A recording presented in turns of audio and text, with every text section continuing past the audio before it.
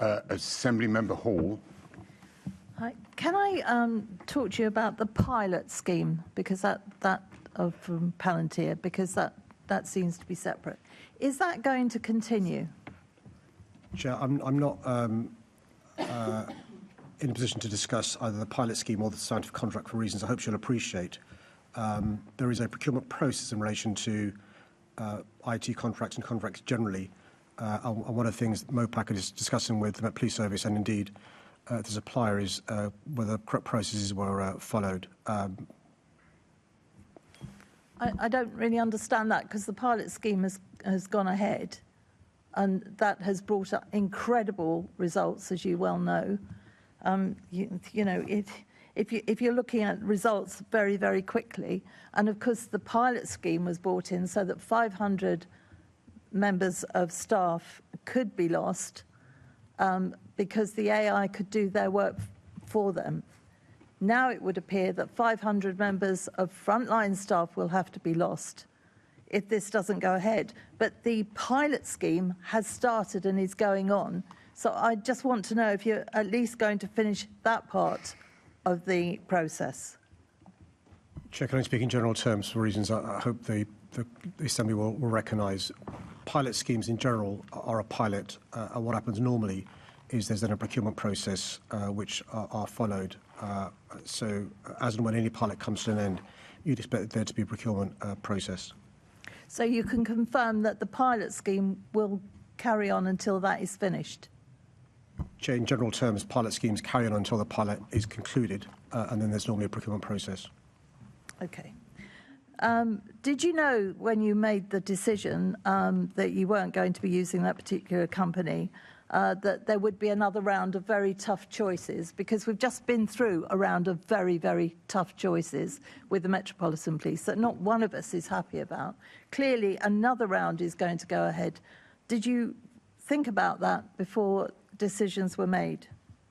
Chair, regardless of the UOA decision, the Met Police Service was always planning to have to go through another round of difficult choices.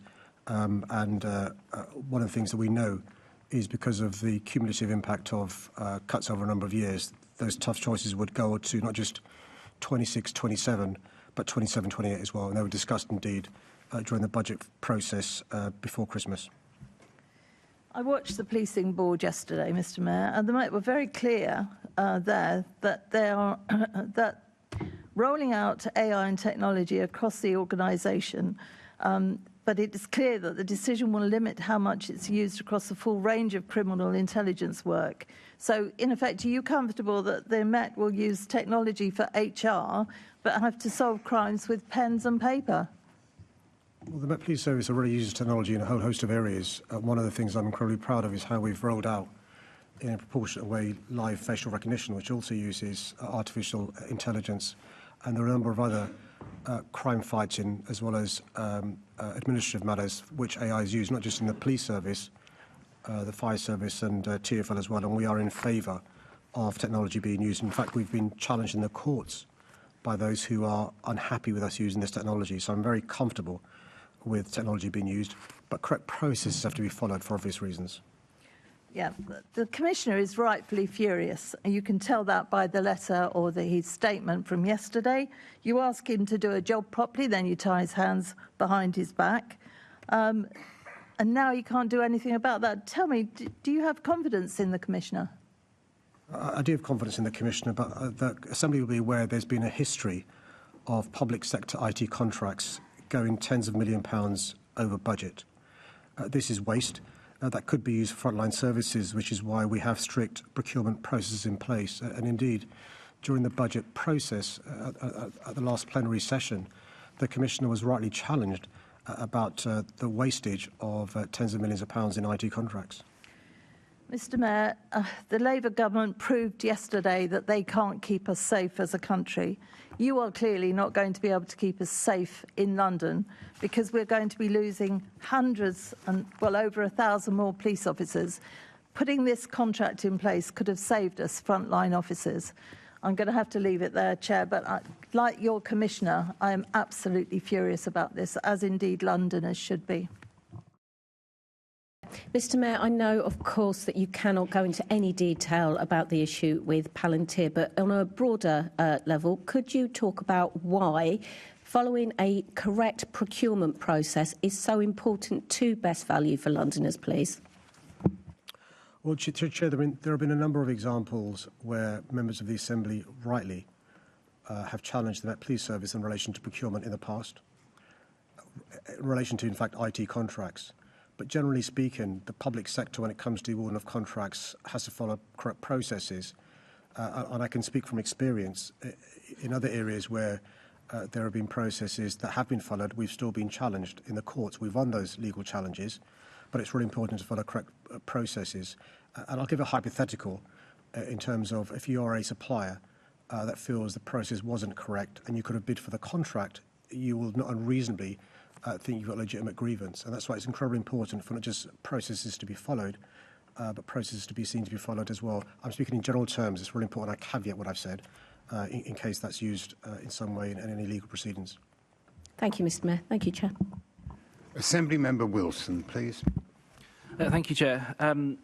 So back briefly, if I may, on to the Palantir contract. You mentioned there's a lot of comments from lobbyists. I'm not particularly interested in the comments from the lobbyists. What I am interested in is the comments from the Commissioner, who I think we can call him all sorts of things, but I don't think anyone's ever called him a lobbyist. And certainly the comments that he made yesterday were very robust in indicating that this decision will now have a significant impact on policing, frontline policing, and the ability to keep Londoners safe. So we've just been through a kind of lengthy and complex budget process, which is always very challenging. If the assurances that have been made during that process were predicated on the potential for making these savings, does that whole process now not just look like a complete and utter farce? Well, again, I think we're in danger of trespassing into what would have been a contract with a supplier. So, got to be quite careful. I mean, I'm not going to go over the words of the Commissioner yesterday. Suffice to say that we already had in plan, it was discussed at the budget setting process before Christmas and after Christmas, the challenges in terms of Met Police budget 26-27 and indeed 27-28. Have we done? Okay. We now move on to the questions on the priority order paper. Each group is allocated an amount of time to ask their questions that is proportionate to their size. The first question is titled Decision Making from Assembly Member Hall. Thank you, Chair. Can I thank the member for her question? It's the decisions I've taken since becoming Mayor over the last 10 years that have helped us make huge strides in building a fairer, safer and greener London for everyone. I'm proud that we've now provided more than 120 million free school meals to state primary school pupils. It's noteworthy that some Assembly members made the decision to oppose this policy, which is ensuring children are now receiving a healthy, nutritious meal every day and saving parents around £500 per child per year. Last year, London reached the lowest homicide rate in recorded history per capita. 2025 also saw the fewest number of homicides of victims aged under 25 in London this century and the fewest teenage homicides in almost 3 decades. This is hugely encouraging and proof that the decision I made for a public health approach to tackling violent crime and to be tough on crime and the causes of crime was the right one. Of course, one homicide will always be one too many, but these impressive results